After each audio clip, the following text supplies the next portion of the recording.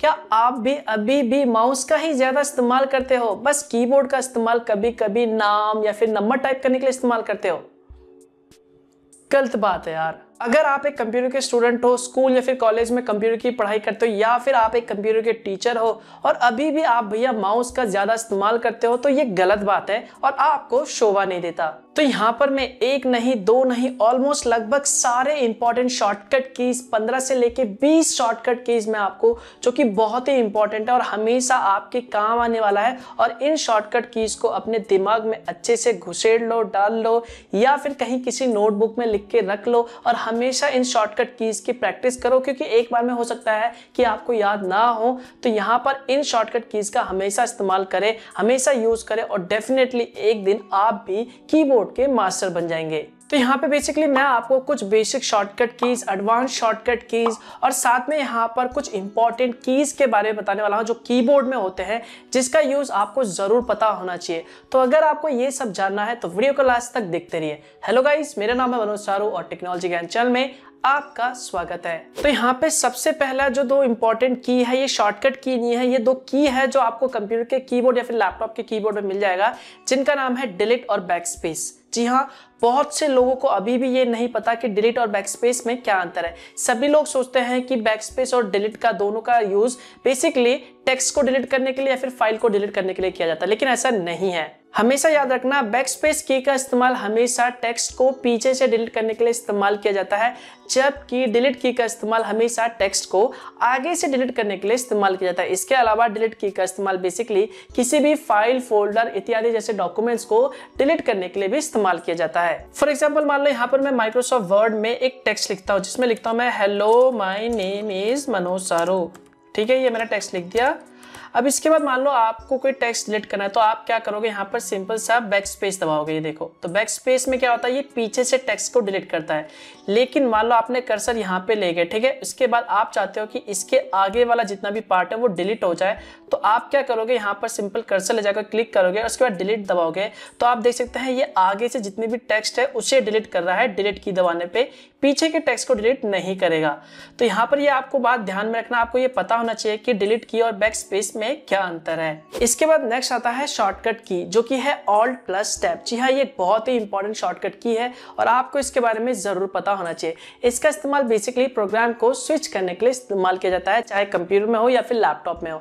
तो यहाँ पर मान लो आपके कंप्यूटर या फिर लैपटॉप में आपने कई सारे प्रोग्राम ओपन कर रखे हैं, जैसे क्रोम हो गया, कोई सॉफ्टवेयर ओपन हो गया, या फिर आपने वीडियोस खोल रखा है, फोटोज खोल रखा है। तो यहाँ पर अगर आपको एक प्रोग्राम से दूसरे प्रोग्राम में स्विच करना है, तो यहाँ पर आप ऑल्ट का बटन दबाएं, उसके बाद टैब टैब करें। तो जैसे जैसे आप जिस फाइल को ओपन करना चाहते हो या फिर कह लो जिस प्रोग्राम को ओपन करना चाहते हो, वहां पे जाके टैब को छोड़ दीजिए, जो फाइल है या फिर कह लो प्रोग्राम है वो ओपन हो जाएगा। तो यहाँ पर प्रोग्राम को स्विच करने के लिए हमेशा ऑल्ट प्लस टैब का इस्तेमाल कीजिए। इसके बाद जो नेक्स्ट शॉर्टकट की आता है, जो कि है कंप्यूटर या फिर लैपटॉप को बंद करने के लिए, यानी टर्न ऑफ करने के लिए।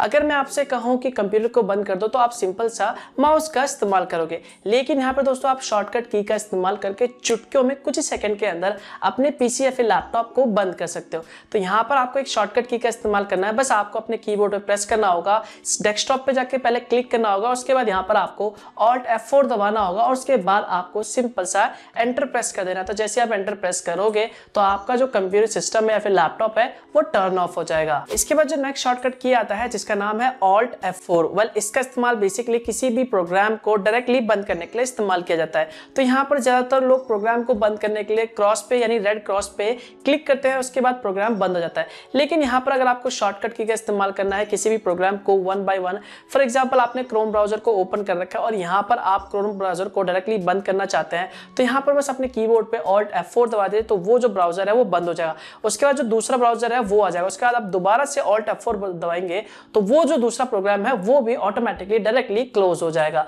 तो यहाँ पर ये शॉर्टकट की के बारे में भी आपको जरूर पता होना चाहिए। इसके बाद जो नेक्स्ट शॉर्टकट की आता है, जो कि बहुत ही इंपॉर्टेंट है और इसके बारे में भी बहुत ही कम लोग जानते हैं, जिसका नाम है विंडो डी। जी हाँ, इस शॉर्टकट का इस्तेमाल बेसिकली जितने भी विंडो ओपन है उन सभी को मिनिमाइज करके डायरेक्टली डेस्कटॉप में जाने के लिए इस्तेमाल किया जाता है। फॉर एग्जांपल, मान लो आप अपने कंप्यूटर में मल्टीटास्किंग मल्टीटास्किंग कर रहे हो, कई सारे सॉफ्टवेयर ओपन है, टैब ओपन है, तो यहाँ पर अगर आप चाहते हो कि सारा का सारा जो टैब है या फिर कह लो सारा का सारा जो भी सॉफ्टवेयर है वो मिनिमाइज हो जाए और आप डायरेक्टली डेस्कटॉप पे चले जाए, तो ऐसे कंडीशन में आपको अपने कीबोर्ड पे बस प्रेस करना होगा विंडो प्लस डी का, तो वो सारा का सारा जो सॉफ्टवेयर है या फिर कह लो प्रोग्राम है वो मिनिमाइज हो जाएगा। तो आप दोबारा से विंडो डी दबाएंगे तो वो सारा का सारा दोबारा से ओपन हो जाएगा। इसके बाद जो नेक्स्ट शॉर्टकट की आता है जो कि 3 इंपॉर्टेंट शॉर्टकट की है जो कि बेसिकली एमएस ऑफिस यूज करने वालों के लिए है, और ये आपके हमेशा काम आएगा जब भी आप एमएस ऑफिस यूज करोगे। जी हाँ, जब भी आप एमएस ऑफिस, चाहे वो वर्ड हो गया, एक्सेल हो गया, उसमें किसी भी तरह के फाइल को लिखते हो या फिर एडिट करते हो या फिर बनाते हो, तो वहां पर आप हमेशा फाइल को सेव करने के लिए हमेशा फाइल पे क्लिक करोगे और सेव एज पे क्लिक करोगे और उसके बाद फाइल का नाम दोगे। लेकिन यहाँ पर अगर आप इसे डायरेक्टली करना चाहते हो तो बस आपको क्या करना होगा, अपने कीबोर्ड पे F12 की प्रेस करना होगा और उसके बाद ये जो फाइल है वो डायरेक्टली सेव एज पे हो जाएगा। उसके बाद जो भी आप नाम देके इसे सेव कर सकते हैं। लेकिन यहाँ पर अगर आप लैपटॉप इस्तेमाल कर रहे हो तो यहाँ पर आपको सबसे पहले फंक्शन की दबा के F12 दबाना होगा। इसके बाद दोस्तों यहाँ पर एक दूसरा शॉर्टकट की है जो कि Ctrl प्लस S है। जी हाँ, अगर आप इस फाइल को सेव करना चाहते हैं तो यहाँ पर आप डायरेक्टली Ctrl S दबा के भी सेव कर सकते हैं। इसके अलावा एक तीसरा शॉर्टकट की है जो कि एमएस ऑफिस यूज करते वक्त काम आ सकता है, जिसका नाम है Ctrl N। इसका इस्तेमाल आप एक नए डॉक्यूमेंट, जैसे आप एग्जिस्टिंग डॉक्यूमेंट पे काम कर रहे हैं, उसके अलावा आप चाहते हो कि सेम वही डॉक्यूमेंट एक नए डॉक्यूमेंट के साथ ओपन हो जाए, जहाँ पे ब्लैंक हो, खाली हो, एक नया डॉक्यूमेंट ओपन हो जाए और वहाँ पे आप अपना नया काम स्टार्ट कर सके, तो यहाँ पर बस आपको Ctrl N दबाना है और उसके बाद एक नया डॉक्यूमेंट ओपन हो जाएगा। तो ये जो 3 शॉर्टकट की है वो एमएस ऑफिस यूज करते वक्त काफी काम आते हैं। इसके बाद जो नेक्स्ट शॉर्टकट की आता है वो बेसिकली आप तब इस्तेमाल कर सकते हैं जब आप कंप्यूटर या फिर लैपटॉप में किसी भी तरह के ब्राउजर को इस्तेमाल कर रहे हो। तो यहाँ पर ब्राउजर के लिए जो सबसे पहला शॉर्टकट की आता है वो आता है Ctrl प्लस T। जी हाँ, इस शॉर्टकट की का इस्तेमाल बेसिकली आप एक नए टैब को ओपन करने के लिए इस्तेमाल कर सकते हैं। फॉर एग्जांपल, मान लो आपने देखा होगा जब भी आप अपने कंप्यूटर में कोई टैब को ओपन करते हो तो वहां पर आप सिंपली प्लस पे क्लिक करते हो, लेकिन यहाँ पर आपको इसे डायरेक्टली कीबोर्ड से करना है, शॉर्टकट की से करना है, तो यहाँ पर आप सिंपली अपने कीबोर्ड में Ctrl प्लस T बटन दबा सकते हैं, जिसके बाद ऑटोमेटिकली एक नया टैब ओपन हो जाएगा। इसके बाद जो नेक्स्ट शॉर्टकट की आता है वो है ब्राउजर में हिस्ट्री को ओपन करने के लिए और डिलीट करने के लिए, क्योंकि कई बार दोस्तों ऐसा हो जाता है हम कुछ ऐसी वेबसाइट को ओपन कर लेते हैं या फिर कुछ ऐसी वेबसाइट में अपना पासवर्ड लॉगिन कर लेते हैं और सेव कर लेते हैं, तो यहाँ पर हमें उसे डिलीट करना होता है। तो यहाँ पर बहुत से लोग हिस्ट्री को ओपन करने के लिए सीधा ब्राउजर के वहां पर 3 लाइन पे क्लिक करते हैं और उसके बाद वहां पे हिस्ट्री पे क्लिक करते हैं। तो यहाँ पर अगर आपको ये सारा डायरेक्टली करना है शॉर्टकट की से, तो बस आपको अपने कीबोर्ड पे प्रेस करना होगा Ctrl और H, तो आपके ब्राउजर का जो भी हिस्ट्री है वो डायरेक्टली ओपन हो जाएगा। इसके अलावा अगर आपको डायरेक्टली डिलीट करना है इसे, तो आपको क्या करना होगा, आपके ब्राउजर को ओपन करना होगा जहां पे भी पेज है और उसके बाद आपको अपने कीबोर्ड पे प्रेस करना होगा Ctrl Shift और डिलीट, और उसके बाद वहां पर आपको डायरेक्टली डिलीट पे क्लिक करके जो भी डेटा है, ब्राउजरिंग हिस्ट्री या फिर कह लो कैशे डेटा, वो सारा का सारा वहां से आप आसानी से डायरेक्टली डिलीट कर सकते हैं। इसके बाद जो नेक्स्ट शॉर्टकट की आता है वो है कंप्यूटर के ब्राउजर में इनकॉग्निटो मोड को ओपन करने के लिए और डायरेक्टली किसी भी डाउनलोड मेन्यू को ब्राउजर में ओपन करने के लिए। जी हाँ, तो यहाँ पर इनकॉग्निटो मोड को ओपन करने के लिए जो शॉर्टकट की है वो है Ctrl Shift और N। तो जैसे आप ये प्रेस करोगे तो कंप्यूटर के ब्राउजर में ऑटोमेटिकली जो है क्रोम में वो इनकॉग्निटो मोड ओपन हो जाएगा। इसके बाद अगर आपको डाउनलोड मेन्यू ओपन करना है, यानी आपने कौन कौन सी फाइल डाउनलोड कर रखी है और कौन सी फाइल फिलहाल अभी डाउनलोड हो रही है कंप्यूटर के ब्राउजर में यानी क्रोम में, तो यहाँ पर आप डायरेक्टली डाउनलोड मेन्यू में जा सकते हैं। बस आपको अपने कीबोर्ड पे प्रेस करना होगा Ctrl और J की को, तो डायरेक्टली आपके ब्राउजर में जो डाउनलोड मेन्यू है वो ओपन हो जाएगा। इसके बाद एक और शॉर्टकट की आता है, मान लीजिए अगर आपको अपने कंप्यूटर के ब्राउजर में यानी क्रोम ब्राउजर में किसी भी वेब पेज को सेव करना है, बुकमार्क करके रखना है, तो यहाँ पर इसका भी एक शॉर्टकट की है जो कि है Ctrl D। तो जैसे ही आप Ctrl D दबाओगे तो जो वेब पेज है या फिर जो भी URL आपने ओपन कर रखा है वो बुकमार्क हो जाएगा। इसके बाद जो नेक्स्ट शॉर्टकट की आता है जो कि बहुत ही इंपॉर्टेंट है और आपके हमेशा काम आएगा कंप्यूटर के ब्राउजर को इस्तेमाल करते वक्त, जिसका नाम है Ctrl और क्लिक और दूसरा है Ctrl Shift और T, जिसमें सबसे पहला जो है वो है Ctrl और क्लिक। आपने देखा होगा जब भी आप गूगल पे कोई चीज सर्च करते हो तो यहाँ पर आप किसी लिंक को एक नए टैब में ओपन करने के लिए सिंपली उस पर राइट क्लिक करते हो और ओपन ए न्यू टैब पे क्लिक करते हो तो वो एक नए टैब पे ओपन हो जाता है। तो यहाँ पर आपको हर एक लिंक को ये करने के लिए हर बार आपको राइट क्लिक करना होगा और ओपन ए न्यू टैब पे क्लिक करना होगा। लेकिन यहाँ पर एक शॉर्टकट की है, बस आपको अपने कंप्यूटर के कीबोर्ड में बस कंट्रोल का बटन दबाए रखना है, उसके बाद आप जिस भी लिंक पे क्लिक करेंगे वो ऑटोमेटिकली एक नए टैब पे ओपन हो जाएगा। इसके बाद जो अगला इंपॉर्टेंट शॉर्टकट की था वो था Ctrl Shift और T। वेल ये बहुत ही इंपॉर्टेंट है और आपके हमेशा काम आने वाला है। जी हाँ, आप देखते हैं जब भी अपने कंप्यूटर के ब्राउजर में आपने कई सारे टैब्स को ओपन कर रखा है तो यहाँ पर आप जल्दी जल्दी कई बार क्या करते हो, सारे टैब्स को एक एक करके कंटिन्यूसली बंद करते जाते हो।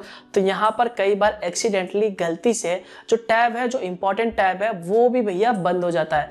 तो यहाँ पे हमें समझ नहीं आता कि भैया आखिर में जो टैब हमने लास्ट टाइम बंद करा था वो कैसे ओपन करें। इसके अलावा कई बार ऐसा भी हो जाता है कि हम किसी टैब को बंद करना नहीं चाहते लेकिन वो गलती से टैब बंद हो जाता है, क्लोज हो जाता है। अब सोचते हैं कि भैया उसे वापस कैसे लाए।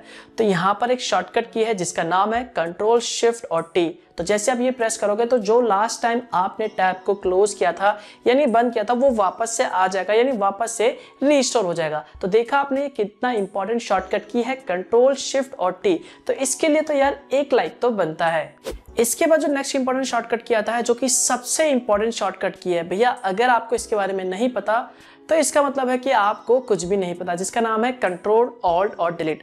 वो ये एक बहुत ही इंपॉर्टेंट शॉर्टकट की है। इसकी मदद से आप टास्क मैनेजर को ओपन कर सकते हो और ये आप तब इस्तेमाल कर सकते हो जब मान लो आपके कंप्यूटर में कोई सॉफ्टवेयर हैंग कर गया या फिर आपका जो पीसी है वो रुक गया या फिर कोई सॉफ्टवेयर काम नहीं कर रहा था, वहीं पे स्टॉप हो गया और आप उससे वो बंद भी नहीं हो रहा। तो यहाँ पर आप क्या कर सकते हो, आप डायरेक्टली अपने कीबोर्ड पे Ctrl Alt और Delete की दबा के टास्क मैनेजर पे क्लिक करके उसके बाद वहां पर जो भी सॉफ्टवेयर हैंग करा उस पर राइट क्लिक करके वहां पर सिंपल सा उस प्रोग्राम को एंड करके वहां पे क्लोज कर सकते हो। तो भैया यहाँ पर इस शॉर्टकट की के बारे में आपको जरूर पता होना चाहिए। तो ये Ctrl और Delete के लिए वीडियो को लाइक जरूर कर देना। इसके बाद जो नेक्स्ट शॉर्टकट की आता है ये भी बहुत ही इंपॉर्टेंट है और आपके हमेशा काम आएगा, जिसका नाम है Ctrl Z और Ctrl Y। Basically Ctrl Z को अंडू कहते हैं और Ctrl Y को रीडू कहते हैं। इनका इस्तेमाल बेसिकली तब किया जाता है, मान लीजिए आपने किसी फाइल को एक्सीडेंटली डिलीट कर दिया है, किसी टेक्स्ट को गलती से डिलीट कर दिया, आप उसी वक्त उसी फाइल को वापस लाना चाहते हैं। जो भी आपने एक्शन परफॉर्म किया उसे आप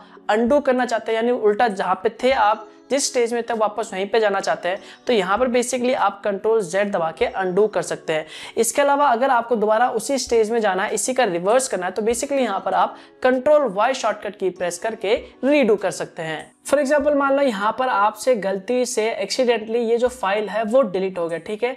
अब आप क्या चाहते हो, ये फोल्डर दोबारा आप चाहते हो, यानी जो भी आपने एक्शन परफॉर्म करा उसे आप हटा के दोबारा जैसा था वैसे ही करना चाहते हो। तो बस आपको अपने कीबोर्ड पे Ctrl Z प्रेस करोगे तो ये जो फोल्डर आपने डिलीट करा था वो वापस दोबारा से आ जाएगा।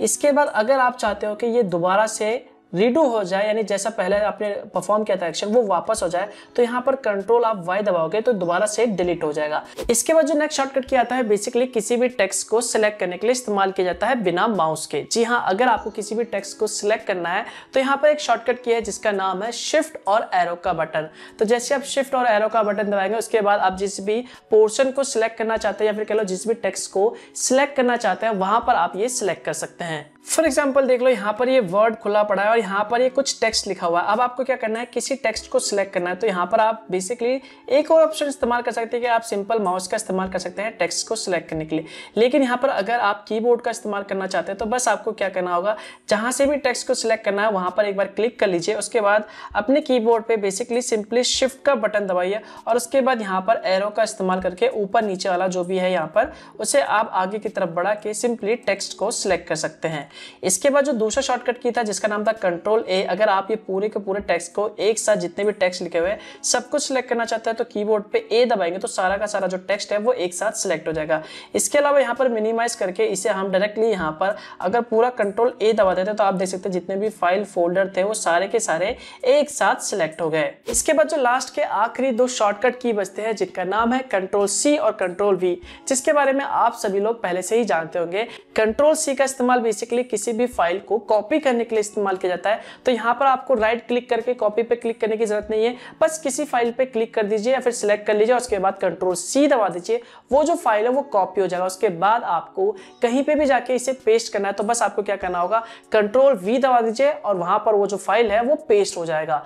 तो ये तो कुछ इंपॉर्टेंट शॉर्टकट की। इसके बाद दोस्तों यहाँ पर कुछ इंपॉर्टेंट कीज आते हैं जैसे कि होम बटन हो गया, पेज अप हो गया, पेज डाउन हो गया। तो अगर आप उसके बारे में जानना चाहते सकते हैं। तो यहाँ पर ये जानने के बाद आपको कंप्यूटर के कीबोर्ड के बारे में लगभग सारा ज्ञान हो जाएगा। तो यहाँ पर अगर आपको इसके बारे में जानना है तो इसके ऊपर भैया मैं पहले से एक वीडियो बना चुका हूँ, जिसका लिंक आपको ऊपर आई बटन में मिल जाएगा या फिर वीडियो के डिस्क्रिप्शन पार्ट में मिल जाएगा, आप वहां पे जाके देख सकते हैं। तो यार ये सारा जो शॉर्टकट की था, ये सारा शॉर्टकट की को आपको प्रैक्टिस करना होगा, जिसके बाद डेफिनेटली यार आप भी कंप्यूटर कीबोर्ड के मास्टर बन जाएंगे। तो यार इसके लिए तो वीडियो को लाइक जरूर कर देना। तो बस यार इस वीडियो के लिए बस इतना ही। वीडियो अच्छा लगे तो लाइक जरूर कर देना और कमेंट करके बताना कि आपको ये वीडियो कैसा लगा, और हो सके तो इस वीडियो को शेयर कर देना ताकि और लोगों को भी जानकारी मिल सके। और अगर भैया आपको इसी तरह की वीडियोस पसंद है तो चैनल को सब्सक्राइब करना मत भूलना, बेल आइकन पे जरूर दबाना ताकि मैं जब भी कोई नया वीडियो अपलोड करूँ तो उसकी जानकारी आपको सबसे पहले मिल सके, और ये बिल्कुल फ्री है। तो मिलता हूँ यार मैं आपको एक और नए वीडियो के साथ, तब तक के लिए गुड बाय।